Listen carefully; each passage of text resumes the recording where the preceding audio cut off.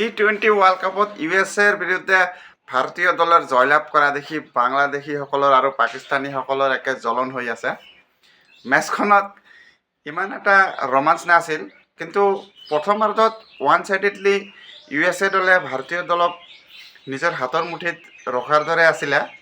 প্ৰথম 15 অভাৰ্ছ যদি দেখা যায়, তেনে সময়ত কিন্তু পাকিস্তান আৰু বাংলাদেশসকলৰ একেবাৰে মানে কি ক'ম, সিহঁতৰ যে ৰোমাঞ্চ আছিলে যে ভাৰতীয় দলে মেচখনত ইউএছএৰ বিৰুদ্ধে লজ্জাজনকভাৱে পৰাজিত হ'ব, কিন্তু তেওঁলোকে পাহৰি গৈছিলে যে ভাৰতীয় দলৰ হাতত এতিয়াও অধিনায়ক সূৰ্যকুমাৰ যাদৱ আছিলে, যি সূৰ্যকুমাৰ যাদৱক লৈ ৱৰ্ল্ড কাপৰ পূৰ্বে চিন্তিত আছিলে। কিন্তু সূৰ্যকুমাৰ যাদৱে যিদিনাখন ক্ৰিজত থাকিব, ওৱান ছাইডেডলি যে মেচ টানি লৈ যাব পাৰে, সেয়া বাংলাদেশীসকল আৰু পাকিস্তানীসকলে পাহৰি গৈছিলে। আৰু আপোনালোকে শ্বেয়াৰ কৰি দিয়ক, আৰু ভিডিঅ'টো যাতে বাংলাদেশীসকলৰ ওচৰত গৈ পায়। বিশেষকৈ সূৰ্যকুমাৰ যাদৱে কি কৰিছিলে, ওৱান ছাইডেডলি শেষৰ 5টা অভাৰ যদি চায়,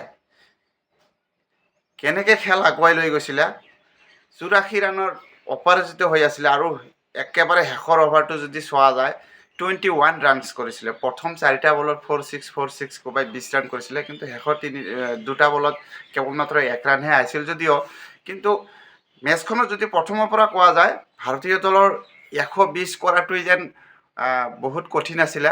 আৰু তেনে ক্ষেত্ৰত সূৰ্যকুমাৰ যাদৱে আজি যি খেল দেখুৱালে, এয়া ভাৰতীয় দলৰ কাৰণে এটা ভাল খবৰ। আৰু ক'ব গ'লে প্ৰত্যেকটো টুৰ্ণামেণ্টতে যিকোনো দল এদিন নহয় এদিন কোলেপছ কৰে, কিন্তু ভাল কথা যে ভাৰতীয় দলৰ নকআউট মেচৰ পূৰ্বে যি প্ৰথম মেচখনতে ইউএছএৰ বিৰুদ্ধে কোলেপছ কৰিলে, এয়া ভাল খবৰ।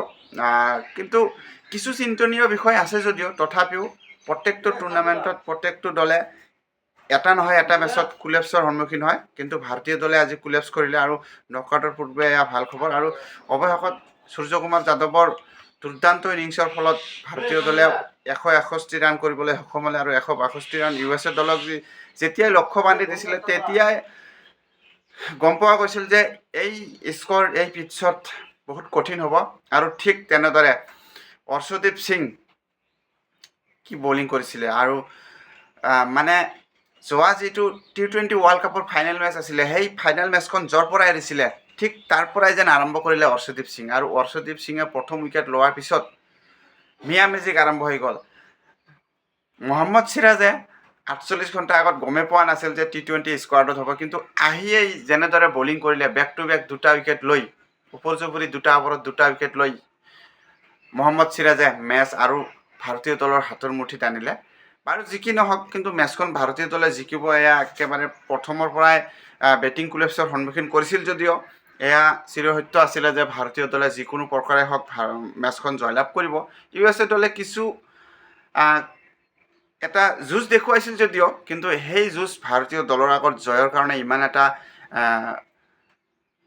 যিখিনি পৰিমাণৰ হ'ব লাগিছিল সিমান নাছিলে। কিন্তু বাংলাদেশী আৰু পাকিস্তানীসকলৰ যে ইমান উৎসাহ আছিল যে ইউএছএ ভাৰতীয় দলক হেৰুৱাব, তেখেতসকলৰ সেই জ্বলনতেই থাকিবলগীয়া হ'ল। আৰু যিহেতু বাংলাদেশে এই টুৰ্ণামেণ্টত নাই, ICCয়ে বহিষ্কাৰ কৰি দিলে বাংলাদেশৰ যি তেখেতসকলৰ যি দপদপনি, সেই দপদপনি দমন কৰি দিলে ICCয়ে।